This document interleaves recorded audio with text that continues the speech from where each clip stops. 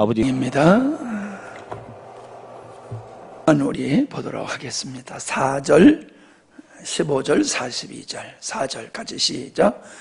예수께서 들으시고 가라사대 이 병은 질병이 아니라 하나님의 영광을 위하여 하나님의 아들로 이를 인하여 영광을 얻게 하려 함이라 하더라. 아멘. 15절 시작. 내가 거기 있지 아니한 것을 너희를 위하여 기뻐하노니 이는 너희로 믿게 하려 함이라. 그러나 그에게로 가자 하신대. 42절 시작. 항상 내 말을 들으시는 줄을 내가 알았나이다. 그러나 이 말씀하옵는 것은 둘러선 무리를 위함이니 곧 아버지께서 나를 보내신 것을 저희로 믿게 하려 함이니이다. 아멘. 예, 우리 진승현 목사님, 유영관 집사님, 정정자 권사님 감사의 예물 드렸습니다. 기도하십시다.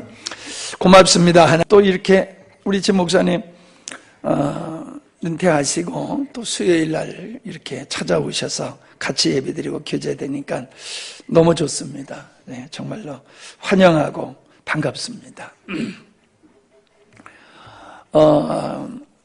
요한복음 40번째 말씀입니다.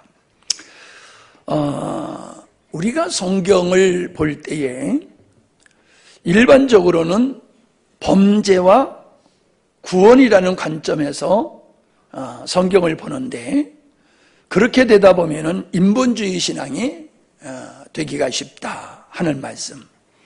그래서 우리는 성경을 정확하게 보려고 하면은 하나님의 창조의 의도와 그 하나님의 창조의 의도를 완성해 가시는 이 전체를 하나님의 경륜이라고 하는데 그런 하나님의 경륜적인 측면에서 우리가 성경을 봐야 된다는 말씀을 계속 드리고 있습니다. 특별히 예수님께서 이 땅에 오셔서 행하신 모든 말씀이나 기사와 표적은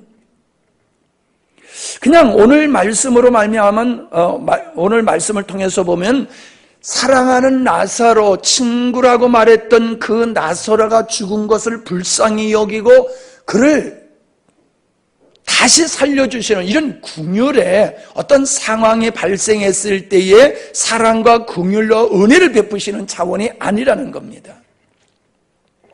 외형적으로 보면은 분명코 사랑하는 자가 죽었으므로 그를 가서 살리신 것이 맞습니다. 그러나 예수님께서는 이렇게 나사로의 죽음을 통해서 예수님은 하나님께서 당신을 이 땅에 보내신 그 목적을 예시하는 거예요. 예표하는 거예요. 그래서 구약의 모든 율법의 제도가 예수님이 이 땅에 오셔서 하야 될 것에 대한 모형이고 예표였던 것과 같이 예수님께서도 하시는 그 말씀과 표적은, 기적은 십자가를 통해서 아버지의 뜻을 이루실 것에 대한 모형으로 예시로 하시는 것이라는 거죠. 이건 굉장히 중요한 얘기입니다. 왜 중요하냐 하면은 오늘 많은 사람들이 봐라, 우리 하나님은 살아계신 하나님이다. 예수님은 살아계신 분이다. 죽은 자도 살리시는 분이다.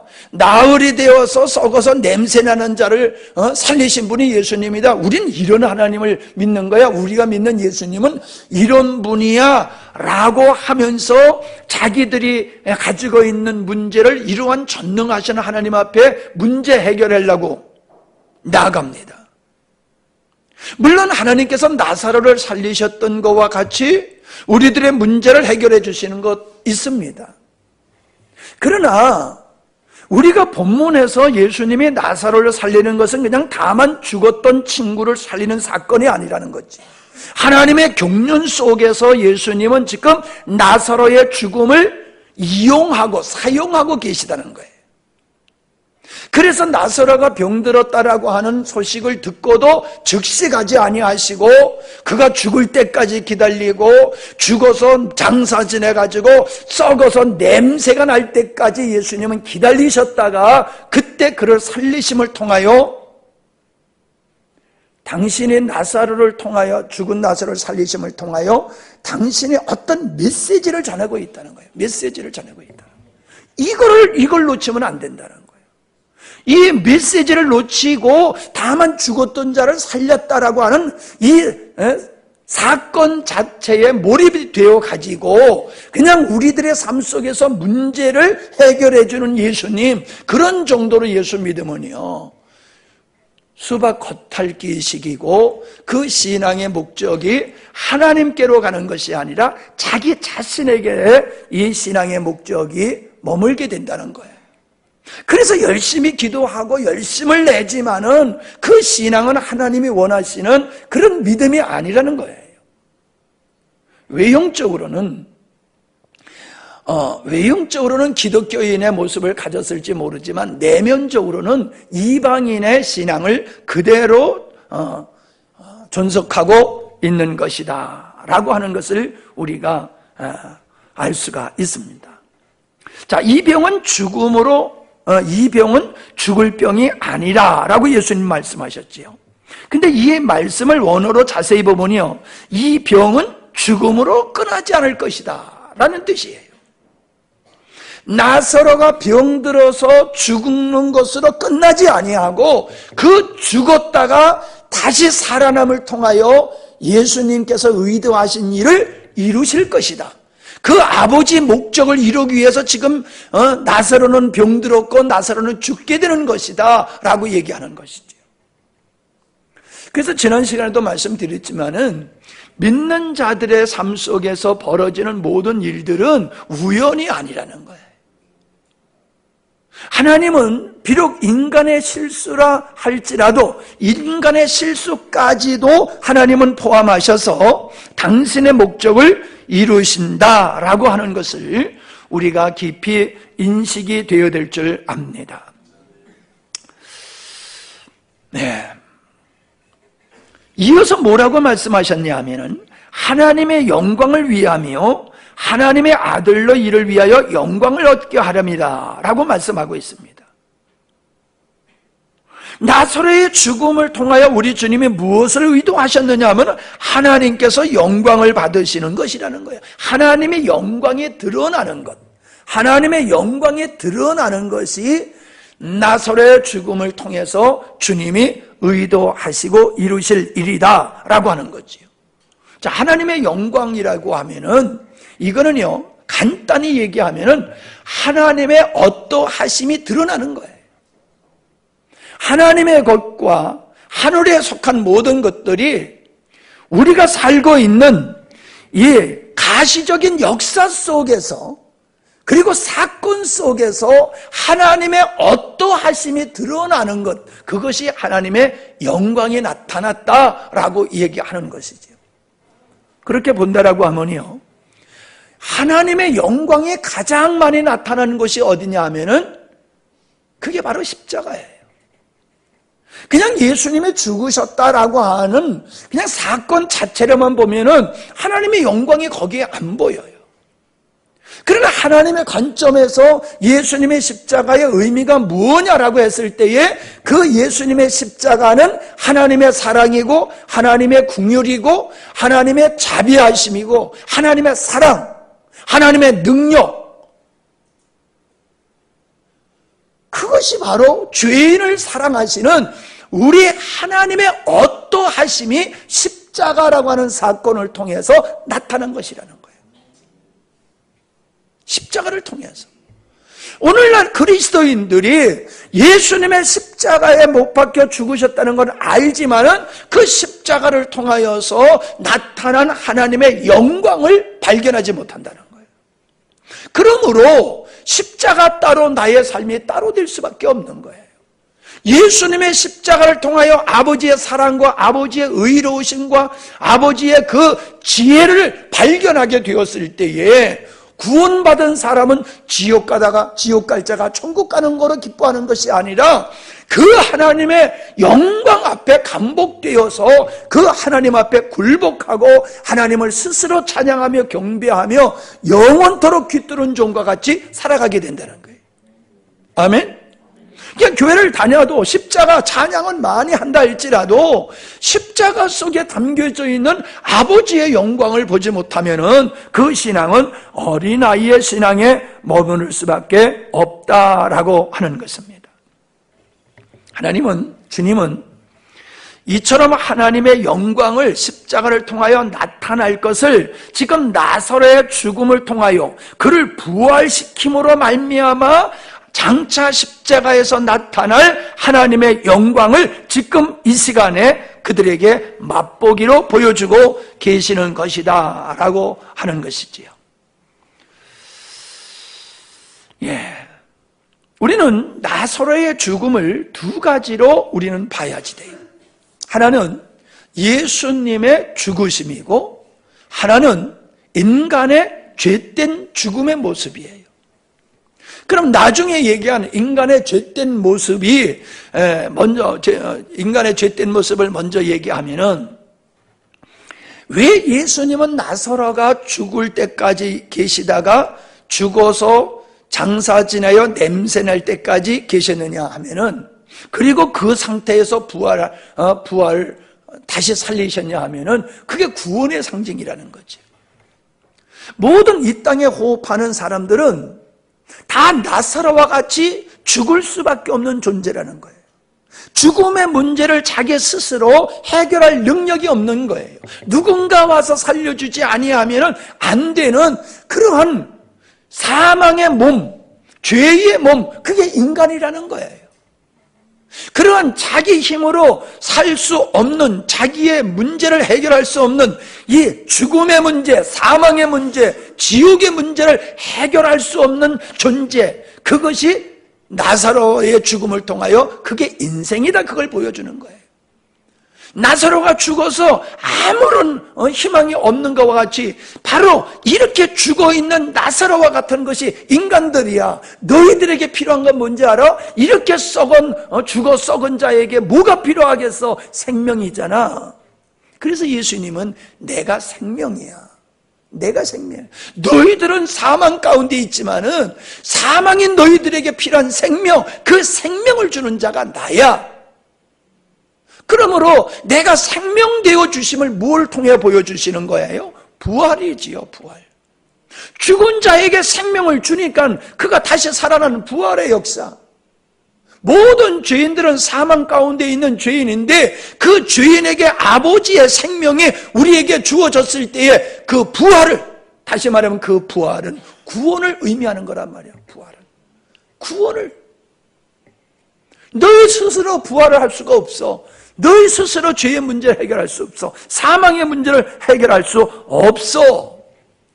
내가 생명이야. 생명인 나를 통하여 너희들이 영원한 삶, 구원을 받을 수 있는 거야 라고 하는 걸 보여주는 것이 나사로를 살리시는 역사다라고 하는 거예요. 그냥 나사로가 살아났다라고 끝나면 안 돼요. 예수님이 나사로를 살렸다, 이것으로 끝나면은 안 된다라고 하는 것이죠. 그 다음에 이 나사로가 결국은 예수님을 또 상징하는 것이 될 수가 있어요. 왜냐하면은요,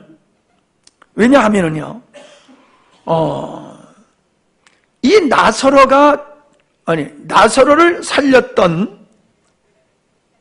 나사로를 살리시는 그 때가 언제냐라고 하면은,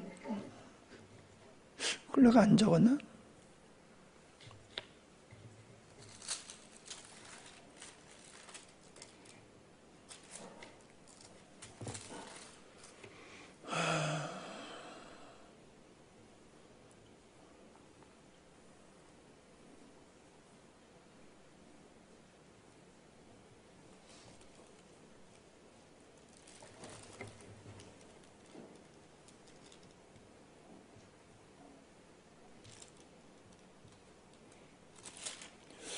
내가 절수를 적지를 않았는데,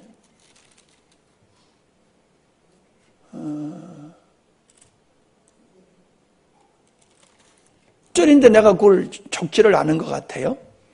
나사로를 살리신 때가 바로 유월절을 임박해서 예수님이 나사로를 살리셨다고 하는 거예요.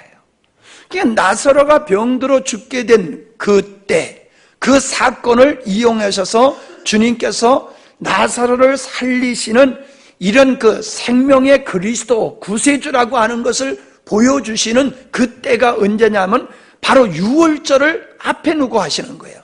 유월절 절기 속에 하신 건 아니지만 유월절이라고 하는 것을 우리가 잘 알잖아요. 어린 양, 유월절 하면 어린 양이지요.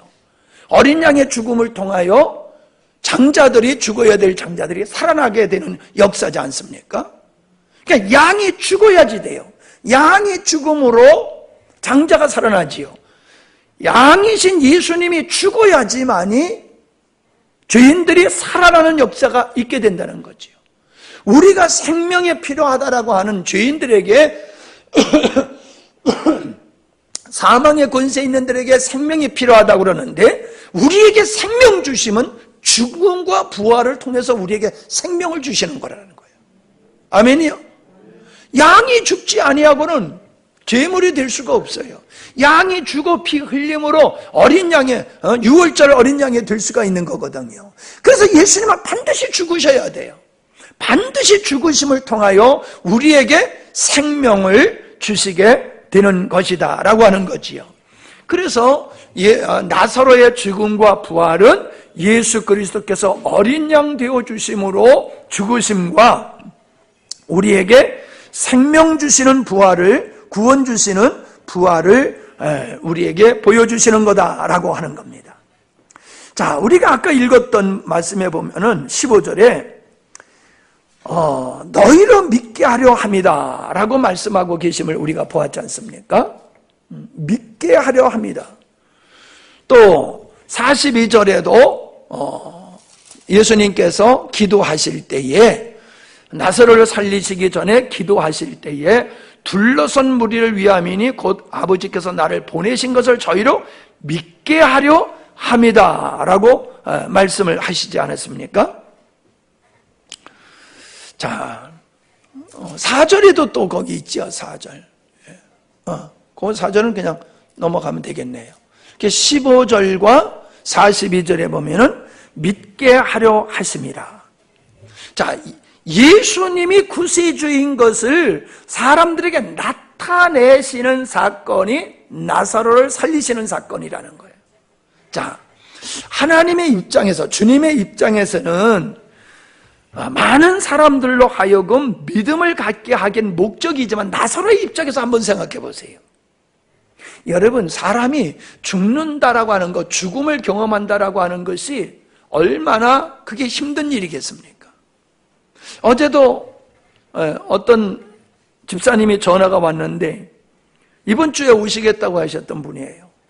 그런데 이분이 49살, 나이가 49살인데 10살 밑에 동생이 호흡곤란을 일으키다가 그냥 세상을 떴대요. 그래서 어저께 병원에 있다고 그러면서 전화가 왔습니다. 어머니, 아버지가 계시는데 너무 충격을 받아가지고 힘든데 어떻게 사모님의 기도를 통하여 위로를 좀 해줄 수 있겠냐고 그러면서 전화를 오셨더라고요. 그래서 그거하고는 좀 다르다고 그렇게 말씀을 드렸습니다. 그 얘기를 듣고 나니까 또 아주 마음이 먹먹하는 게 너무 안타까워요. 여러분, 살아났다고 하는 것이 기쁨일 수가 있지만은 살아나기 위해서는 죽어야 되잖아요. 그 죽음이라는 게 그게 죽음으로 들어가는 과정이 그게 쉬운 겁니까? 얼마나 고통스럽고 얼마나 힘든 겁니까? 근데 지금 아버지께서는, 예수님께서는 사람들로 하여금 예수를 믿게 하기 위해서 나사로를 죽는 과정을 경험케 하신 거예요. 나사로의 입장에서는 얼마나 이게 뭐라고 표현해야 될까요? 인간적으로 보면은 잘못 걸린 거잖아요, 이게. 재수 없는 거잖아요, 인간적으로 보면은. 왜 하필이면 나냐 말이야, 왜 하필이면. 딴 사람은 모르고, 왜 하필이면 나를 죽었다가 살리시는 과정을 통하여 당신의 목적을 이루십니까? 불만불평할 수 있는 거잖아요. 근데 하나님은 그렇게, 주님은 그렇게 하셨어요. 사람들을 예수님이 누군지 믿고 구원받아 하나님의 자녀로 삼기 위해서 나사로를 죽는 경험을 하게 하셨다니까요. 그것만일까요? 우리 주님은 당신 스스로 죽으심을 통하여 아버지 뜻을 이루셨잖아요. 그처럼 우리 주님은 우리가 믿음으로 견고하게 서는 일을 위해서는 이처럼 나사로가 죽음을 경험한 것과 같은 고난과 역경을 우리에게 허락하실 수 있다는 거예요. 죽도록 두들겨 패는 것 같이 우리의 삶을 두들겨 패가지고 세상의 헛됨을 깨닫고 나의 자만과 교만을 무너뜨려버리고 더 이상 나를 목적으로 삼지 아니하고 천부의 의지 없어서 손들고 합니다. 납작 엎드리게 만들어서 온전한 믿음의 사람 만들기 위해서 하나님은 우리를 그런 고난의 자리로 인도하실 수 있다는 거예요. 그게 로마서 8장에서 말씀하고 있는 모든 것이 연합하여 선을 이루신다라고 하는 거예요. 하나님의 목적은요, 온전한 우리의 믿음이에요. 여러분, 믿음 그거 아주 가볍게 생각하면 안 돼요. 우리 믿음 하나로 우리를 구원하셨잖아요. 우리가 믿음 빼버리면 뭡니까? 우리가 믿음 빼버리면요, 아무것도 아니에요. 하나님 앞에서 우리가 가치 있는 건 믿음 때문이요. 하나님의 은혜를 입는 것도 믿음 때문이요. 우리가 세상을 이기는 것도 믿음 때문이요. 그 믿음을 상실해버리면요, 모든 걸 상실하는 거예요. 이생과 내세의 육과 영적인 모든 것을 상실하는 거예요. 믿음을 상실해버리면요. 그렇기 때문에 주님께서는 우리에게 믿음을 주시는 것이 가장 복된 것인 줄로 그렇게 하신다는 거예요. 복된 것으로 우리에게 믿음을 주는 것이 우리에게 가장 큰 축복이에요. 우리에게 믿음을 주는 것. 이 믿음은 아무나 갖는 게 아니라는 거예요. 믿음은 아무나 가질 수 있는 게 아니에요. 자, 우리는 46절부터 48절을 한번 보시기 바랍니다. 46절로 48절을 같이 보겠어요. 시작. 그 중에 어떤 자는 바리새인들에게 가서 예수의 하신 일을 구하니라. 이에 대제사장들과 바리새인들이 공회를 모으고 가로되 이 사람이 많은 표적을 행하니 우리가 어떻게 하겠느냐. 만일 저를 이대로 두면 모든 사람이 저를 믿을 것이요 그리고 로마인들이 와서 우리 땅과 민족을 빼앗아 가리라. 이게 뭐예요? 예수님께서 나사로를 살리는 것을 보고 믿는 사람이 있는가 하면은 나사로를 살리는 것을 가지고 지금 대제사장과 바리새인들에게 공회에 가서 고자질을 하는 사람이 있어요. 고자질을 하는 사람. 아니, 뭘 잘못했다고 고자질을 합니까? 이건 세상에 토픽으로 내놓고 모든 사람이 알게 하고 그거로 말미암아 예수님을 믿는 동기가 되어야 되는데 그 반대의 행동을 하고 있는 거예요. 어떤 사람은 나사로의 살리심을 통하여 예수님의 하나님이심을 깨닫고 믿음을 갖는 사람이 있는가 하면 어떤 사람은 하나님 되어주시는 그 표적과 기적을 가지고 예수님을 죽이려고 음모를 꾸미는 사람이 있다는 거예요. 아니, 어째서 이 놀라운 사건을 가지고 그렇게 못되게 할 수가 있냐 말이에요. 따라합시다. 못된 놈이라 못된 생각을 한다. 사람 자체가 못돼 먹었으니까 생각 자체가 어때요? 못된 쪽으로 생각을 해요. 여러분, 이게 인간이라는 거예요. 이게 인간. 하나님의 은혜를 입지 아니하면요, 은혜 앞에서도 악하게 반응하는 것이 죄인의 모습이라는 거예요. 사람과 사람 사이에는 놔두고요, 하나님 앞에서 인간은 항상 의로우시고 거룩하신 하나님 앞에 적대적이고 반항적인 모습을 보이는 거예요. 그냥 싫은 거예요. 하나님이 뭘 잘못해서 악해서 나빠서가 아니야. 그냥 하나님이 싫어. 왜? 내가 죄인이기 때문에, 내가 죄덩어리이기 때문에 의로우신 하나님 자체가 거북스럽고 부담스럽고 싫은 거예요. 그러니까 늘 공격하는 거예요. 그게 교회를 공격하고 예수 믿는 사람을 공격하는 사람들이 그런 사람들이에요. 세상에 아니 나사로가 죽은 나사로를 예수님이 살렸으면은 자기가 예수님에 대해서 좀 비판적이고 좀 삐딱하게 생각했다 할지라도 좀 생각을 바꿔야 되는 거 아니에요? 네? 상식적으로 생각해 보면요. 아니 내가 예수님에 대해서 별로 안 좋게 생각했는데 그분이 나사로를 살리셨어? 야 그러면 이건 보통 사건 아니잖아. 그러면 내가 예수님에 대해서 뭘 잘못 생각하고 있는 거 아니야? 내가 오해하고 있는 게 아니야? 이렇게 생각하는 게 이게 정상적이잖아요. 사람이라고 하면 정상적인 사람이라고 하면. 근데 안 그렇다는 거예요. 도리어 예수님을 죽이려고. 야 예수가 이렇게 표적을 행하니 이대로 놔두면은 자꾸 표적을 행하면은 자꾸 좋은 일을 하면은 자꾸 생명이신 일이 드러나면은 모든 사람이 다 그에게 갈 거잖아. 이거를 싫어하는 존재는 마귀밖에 없지요. 마귀. 그죠? 마귀밖에 없지요. 근데 마귀가 가장 싫어해야 할 마귀가 행할 수 있는 일들을 제사장, 대제사장과 바리새인들과 공회원들이 그 짓을 하고 있다는 거예요. 가장 기뻐하고 가장 즐거워하고 가장 모든 사람 앞에 앞장서서 선포하고 알려야 할 그 인간들이 도리어 그걸 감추고 그를 더 이상 못하도록 예수를 죽이려고 음모를 꾸미고 있다는 거예요. 얼마나 악한 겁니까 여러분? 지옥 가도 마땅한 것이 아니겠어요? 아니 예수님이 하나님이심을 안 보여줘서 그들이 못 믿는 겁니까? 여러분 이 사건을 통해서 우리는 기사와 표적이 곧 믿음의 근원이 되는 게 아니라는 걸 우리는 알아야 돼요. 기사와 표적을 본다고 해서 믿음을 꼭 갖게 되는 건 아니에요.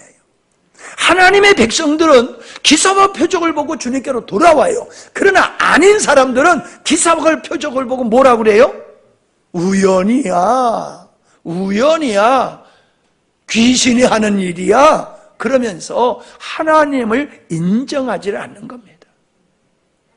우리는 부자와 거지 나사로에 대한 이야기 속에서도 그 부자가 뭐랍니까? 전 나사로를 세상에 보내가지고 다시 세상에 보내서 이 천국에 대한 복음을 전해서 그들로 하여금 여기 우리 형제가 여기 오지 않게 좀 해주십시오라고 했더니 아브라함이 뭐래요?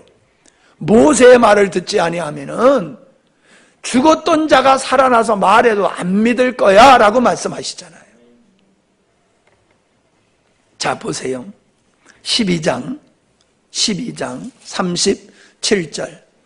37절로 40절을 보시기 바랍니다.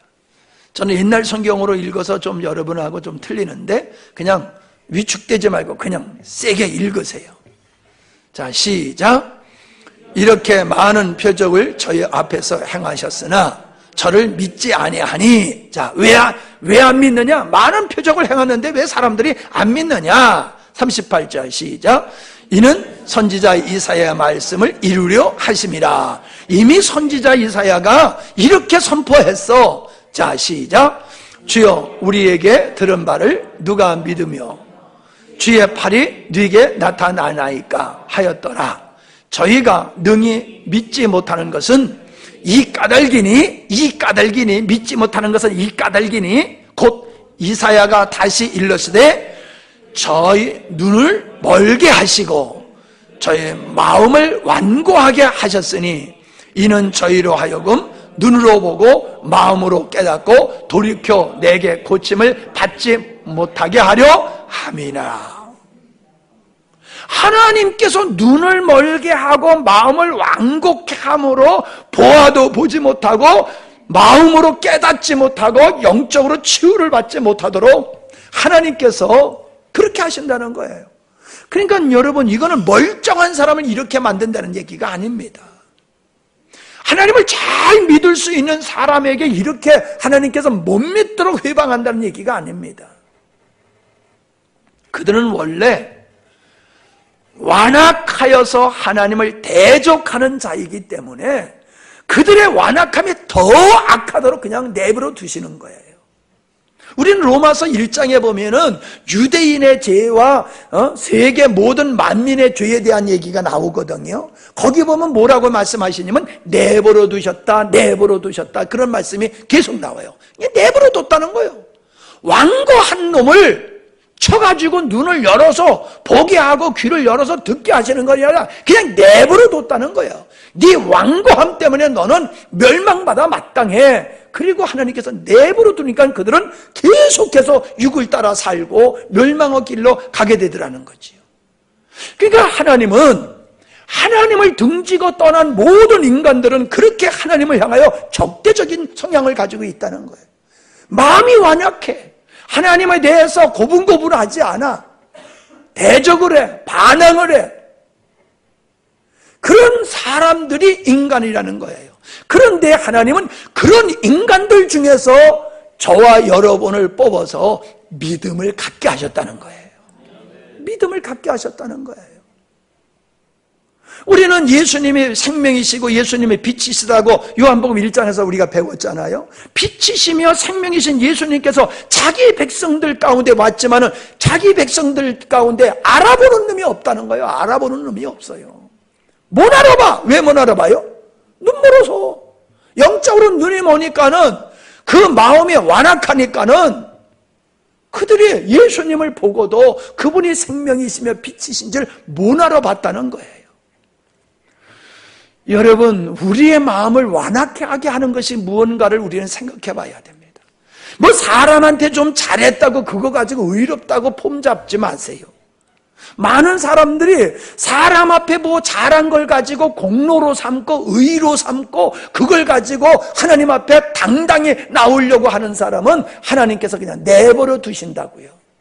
그의 교만을, 그의 자만을, 그의 오만함을 그냥 내버려 둬가지고 자기 의에 빠져가지고 자기가 죄인임에도 불구하고 자기가 죄인인 줄을 모르고 의로운 척하다가 멸망받도록 그냥 내버려 두는 거예요. 하나님께서 바리새인들 그렇게 오만하고 자만하고 완고한 그들을 우리 주님이 그냥 내버려 두셨잖아요. 그랬더니 그들은 자기 의에 빠져가지고 결국 예수님을 십자가에 못 박아 죽이는 일까지 했어요. 얼마나 자기 의에 빠졌는지 자기는 의롭고 예수님을 죽여야 될 사람, 존재였지요. 그렇게 자기 의가 무서운 거예요. 내가 의롭다고 생각하는 사람을, 의로운 사람을 죽이기까지 하면서 자기 의를 주장하는 거예요. 못 건쳐요. 그런 사람 누구도 못 말려요. 자기가 의롭다고 생각하는 사람은 누구도 그를 지도할 사람이 없어요. 우리 목사님들하고 얘기하다 보면요, 성도 중에는 그런 사람이 간혹 있더라고요. 자기 의에 빠져가지고 자기 공로에 빠져가지고 세상에 자기만한 사람이 없다는 거예요. 나만한 의로운 사람 있나 봐. 나만큼 충성하고 나만큼 하나님 앞에 진실한 사람이 있는가 봐. 이런 사람은 겉으로 보면 그가 대단할지 모르지만 속으로 보면 완전히 자기 사랑에 똘똘똘똘 뭉쳐있는 그런 존재라는 거예요. 믿음. 여러분, 이러한 가운데서 하나님은 우리에게 믿음을 주셨다는 거예요. 내가 죄인임을 알게 하셨다는 거예요. 하나님의 은혜가 아니면 나 스스로 구원받을 수 없다는 걸 알게 하신 거예요. 예수님이 하나님이라는 걸 눈을 열어가지고 보게 하신 거예요. 그래서 내가 잘나서 예수 믿는 게 아니라 주님이 나를 눈을 열어주니까는 보고서 예수 믿게 되는 거예요. 할렐루야. 이거요, 이거. 그러니까 믿음이 얼마나 큰 축복인지 몰라요. 근데 보세요.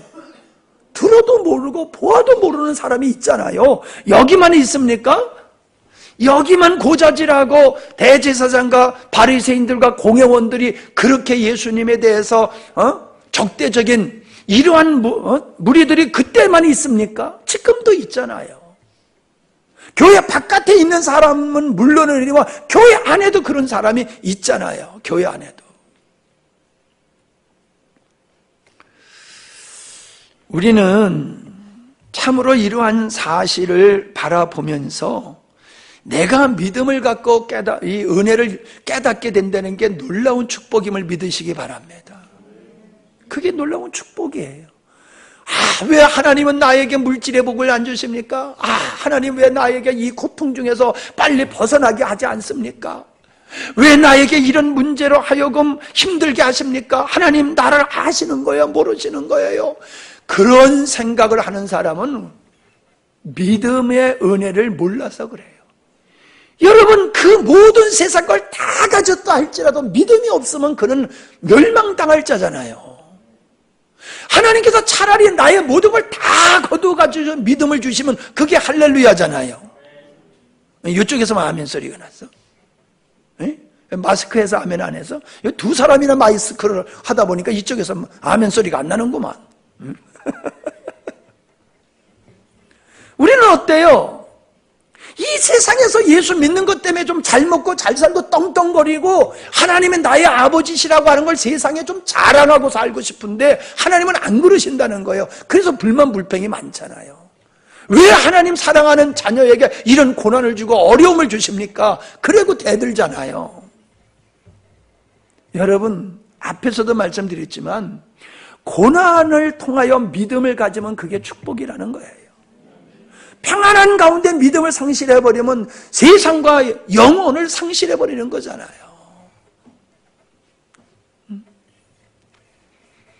우리는 모든 것을 하나님이 다 걷어가신다 할지라도 하나님 나에게 믿음만큼은 놔두십시오. 나에게서 믿음은 걷어가지 마십시오. 그런 기도가 있어야 될 줄 믿습니다.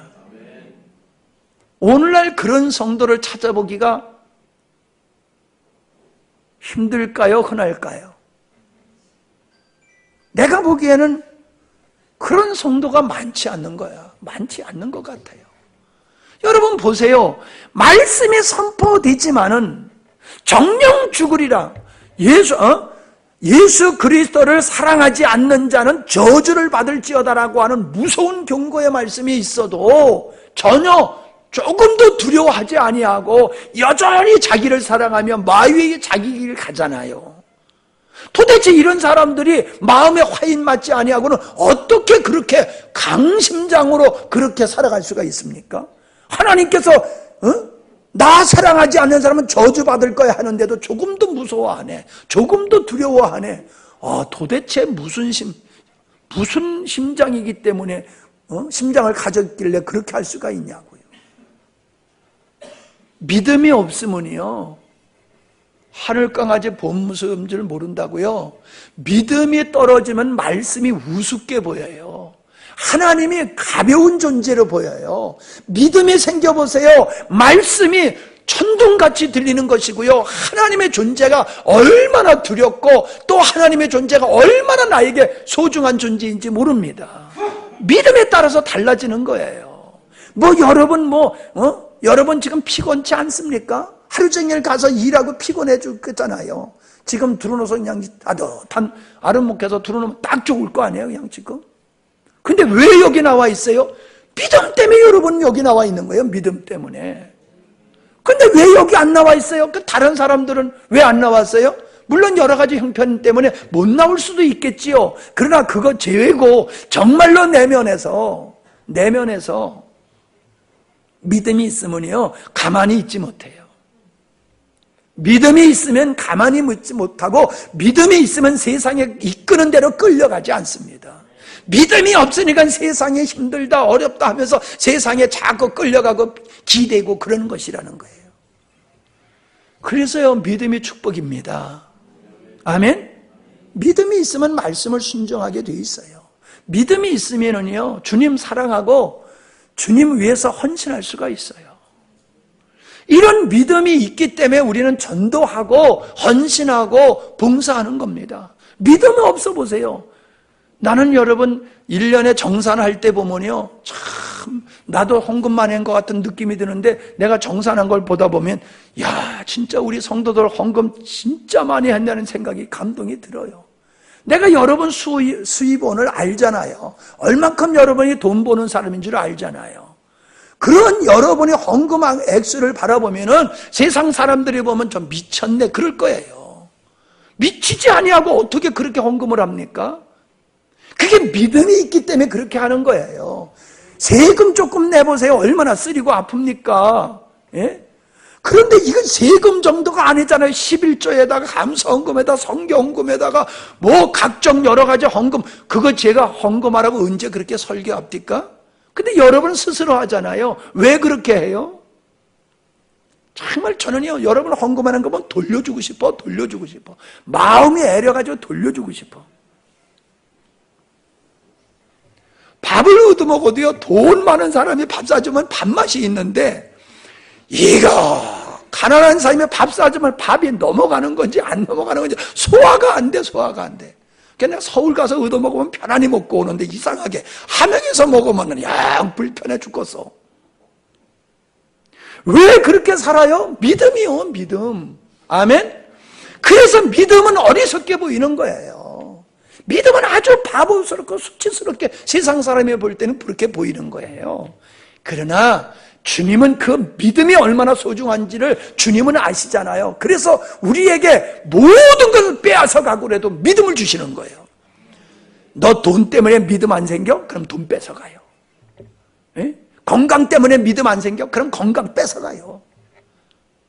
믿음을 가로막는 것은 주님께서 다 제거해버려요. 믿음 있는 척하지 마십시다. 우리가 얼마나 믿음이 부족합니까? 예? 하나님 앞에서 우리는 섰다고, 바울이 그랬잖아요. 난 섰다고 생각하지 않는다. 잡았다고 생각하지 않는다. 그게 맞는 거예요. 근데 예수님께 적대적이었던 사람은 안 그랬어요. 나만한 사람 어디 있어? 나와봐. 뭐 그런 사람이 그 시대만 있습니까? 지금도 교회 보면 몇 사람씩은 다 있다고들 그러더라고. 근데 우리 교회는 없는 것 같아. 예. 겁이 나서 숨어 있는지는 몰라도, 예. 뭐 그렇게 드러난 사람은 안 보여. 없는 건지 숨어 있는 건지 모르지만 하여간 내 눈에 안 보이니까 없는 거로 난 믿고 할렐루야야. 아멘에서 뭐 어디 덧나? 예? 그럴 때 그냥 무조건 아멘 해버리는 거예요. 자, 마지막으로 여기 보면 예수님께서 통분히 여기시고 민망해 하셨다라는 말씀이 나오는 것을 보게 됩니다. 민망하셨어요. 통분히 여기시고, 자, 나사로가 죽어서 사람들이 와서 곡을 하고 막 슬퍼하는 모습을 보면서 우리 주님이 통분히 여기셨어요. 이 통분이라는 말은 엠브리마옴이라고 하는 뜻인데, 엠브리마오라는 말인데, 이거는 강한 분노와 불쾌감으로 호되게 꾸짖는 모습이라고 그래요. 강한 분노와 불쾌감으로 호되게 꾸짖는 거, 그게 바로 통분이라, 엠브리마옴이, 이 뜻이 그 뜻이라고 하는 거예요. 자, 민망히 여기셨다. 타라소모라고 한 말인데, 분을 이기지 못하고 그냥 치를 떠는 모습이에요. 분을 이기지 못하고 치를 떨어요. 이게 예수님의 모습이에요. 예수님이 지금 분이 하늘같이 그냥, 예? 뚜껑이 열리면 뻥 터질 정도로 그냥 꽉 찼어. 그냥 치가 떨려. 뭐에 대해서 그렇게 치가 떨리는 거예요?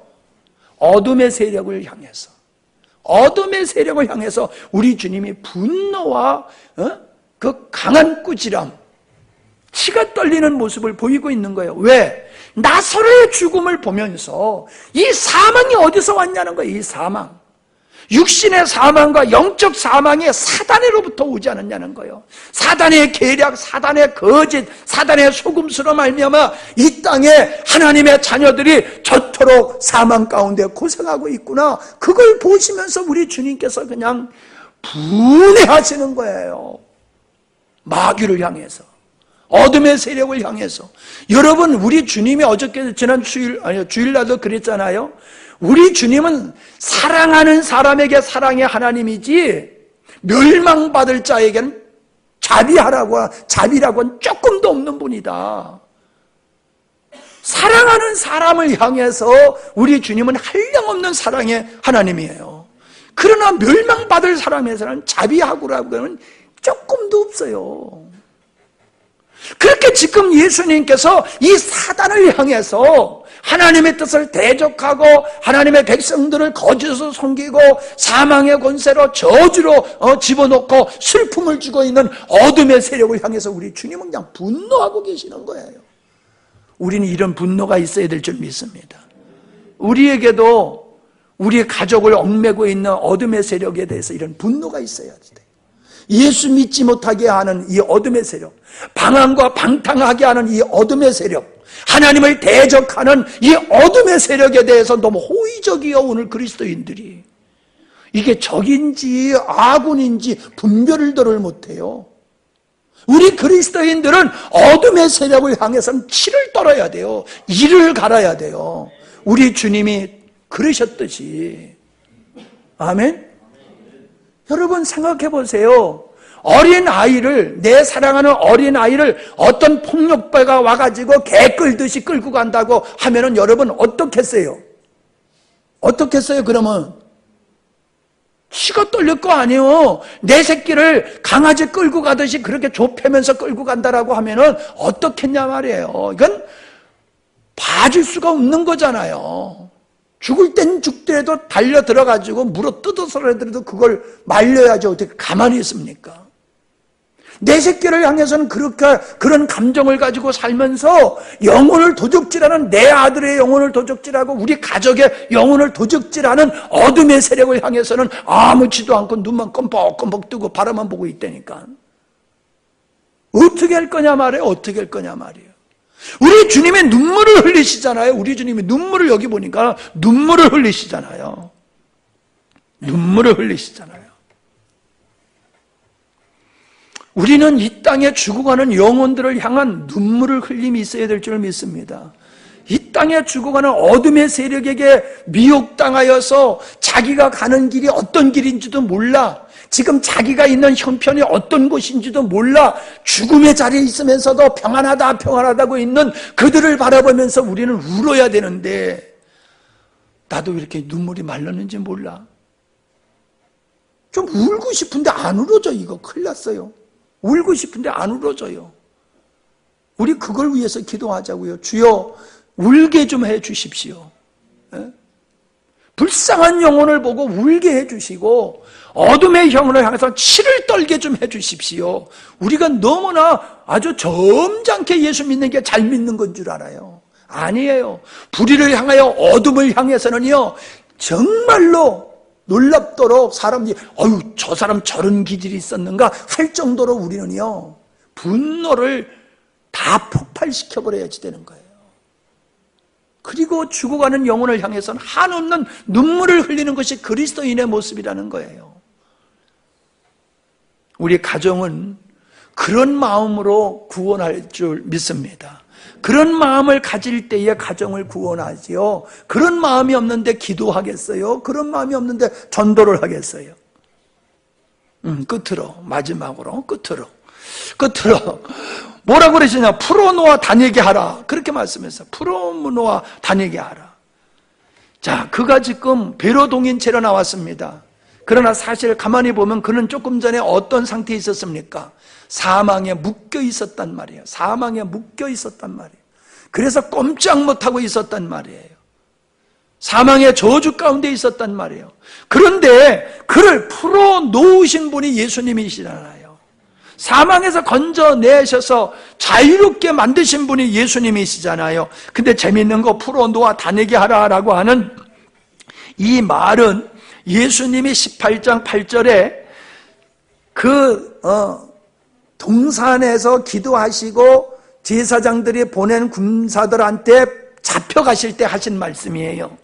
거기 뭐라고 말씀하셨느냐 하면은 유다가 군대와 대제사장들과 바리새인들에게서 얻은 아랫사람들을 데리고 등과 횃불과 무기를 가지고 그리러 오는지라 예수께서 그 당할 일을 다 하시고 나아가 이르시되 너희가 누구를 찾느냐 대답하되 나센 예수라거늘 이르시되 내가 그니라 하시니라. 그를 파는 유다도 그들과 함께 섰더라. 예수께서 그들에게 내가 그니라 하실 때에 그들이 물러가서 땅에 엎드러지는지라. 이에 다시 누구를 찾느냐 물으신데 그들이 말하되 나사렛 예수라거늘 예수께서 대답하시되 너희에게 내가 그니라 하였으니 나를 찾거든 이 사람들을 가는 것을 용납하라.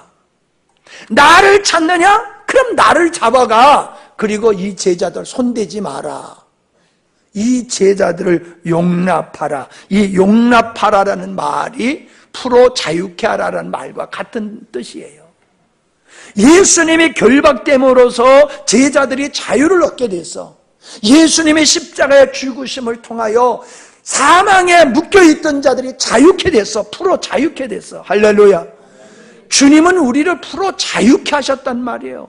진리를 알지니 진리가 너희를 자유케 하리라. 아들이 너희를 자유케 하면 너희가 자유하리라. 근데 왜 우리는 이렇게 묶여있는 게 많으냐 말이에요. 세상에 묶여있고 명예에 묶여있고 권세에 묶여있고 허황된 것에 우리가 묶여있어요. 출세하려고. 제가 오셨던 분들하고 얘기하면서 그런 얘기를 했어요. 사람들이 다 근심 걱정이야. 내일도 6명이 대전에서 6명의 청년들이 온대요. 아주 유명한 교회 다니는 그 청년들인데 오는 목적이 뭐냐? 결혼 상담. 두 번째 진로. 그것 때문에 온대. 오지 말라 그럴 수는 없잖아. 그래 뭐 내가 대답해 줄 건 없지만 온다니까 그냥 와라고 그랬는데, 사람들을 만나서 대화를 하다 보면요, 믿는 사람이나 안 믿는 사람이나 오직 어디를 향해서 가고 있느냐 하면요, 잘 먹고 잘 사는 데를 향해서 달려가고 있어요. 왜 좋은 학교 가려고 그래요? 왜 좋은 학교 가려고 그래요? 왜 좋은 학교 보내려고 그래요? 그래야지 좋은 직장 가잖아. 에? 검사도 되고 판사도 되고 높은 자리에 올라가서 똥똥거리고 살 수 있잖아. 그죠?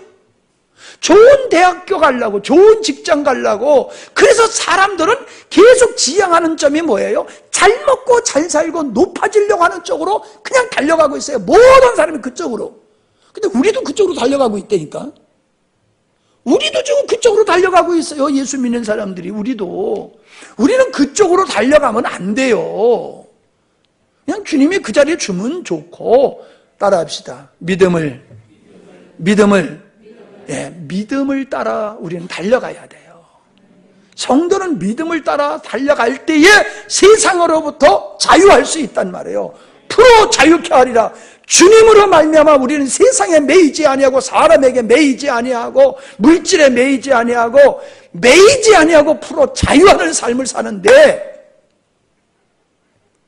우리가 예수님을 믿는다고 하면서도 예수님을 인격적으로 만난 경험이 없어. 예수님을 인격적으로 만난 경험이 없다 보니까 자유함을 못 누리는 거예요. 들러 산으로. 정신없지 요즘 사람들 비행기 타고 해외로 나가고. 비행기 값이 그게 비행기 값이 만만치 않은 건데요. 세상에 버스가 왔다 갔다 하는 것보다도 더 많이 비행기들이 세상을 드나들고 있어요. 어마어마한 사람들이 세상에 놀러 다니라고 정신이 없어요. 경제가 어렵다고 그러지만 놀러 다니는 사람들 보면요, 팡팡 써요. 그거 다 자유한 것 같지만 사실 자유하지 않는 거예요. 자유하게 보이죠? 마음대로 놀려다니니까. 아니요. 쾌락의 종이 돼가지고 빚을 내서라도, 아이고 참, 세대 차이 난다고 또 그럴 거라. 목사님 시대냐 그렇죠. 우리는 빚을 내서라도 하고 싶은 걸 하는 게 우리 세대요. 잘 산다 잘 살아 그래가지고 꼬라지가 어떻게 돼서 그렇게 살다가. 여러분, 풀어 자유한 삶을 사시기 바랍니다. 자기한테 매이지 마세요. 자아사랑한테 매여가지고 나만 위해서 살고 나만 위해 달라고. 난 요즘 얼마나 기쁜지 몰라. 왜 기쁜지 맞춰봐요. 나 집사, 왜 목사님이 요즘 기쁠까? 집사님이 나 집사요? 날로 만들라고 내가 요즘 말이 얼마나 기쁜지 몰라. 아직 안 만들지만은 지금 뭐 자재 사려다가 막 여기다 고물상에서 얻어다 갖다 놓고 사다 갖다 놓고 막 그래요. 왜 그래요? 그거 만들어서 누구 주려고. 근데 왜 그렇게 즐거운지 몰라. 그거 해서 팔아서 돈 벌려고 하는 게 아니라 그거 만들어서 줄 생각을 하니까 얼마나 기분이 좋은지. 이걸 어떻게 잘 만들까? 아이고, 이것 때문에 기도도 안 돼. 큰일이요. 어떻게 하면 잘 만들어가지고 줄까?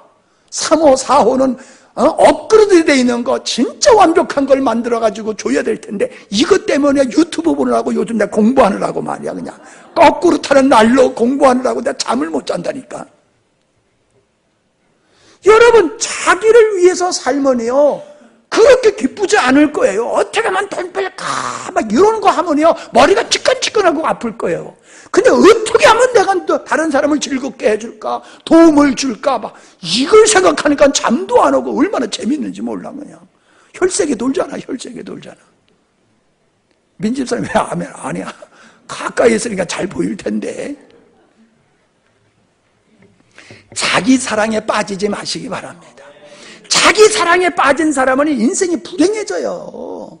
불행해져요. 원망, 불평, 시기, 질투 망하는 거예요. 자기 사랑하는 사람이 자기 인생을 자기가 스스로 망가뜨리는 거예요. 프로 자유함을 주셨으니 자유함을 누리면서 주님께 속한 자로 살아가시기를 바랍니다. 기도하십니다.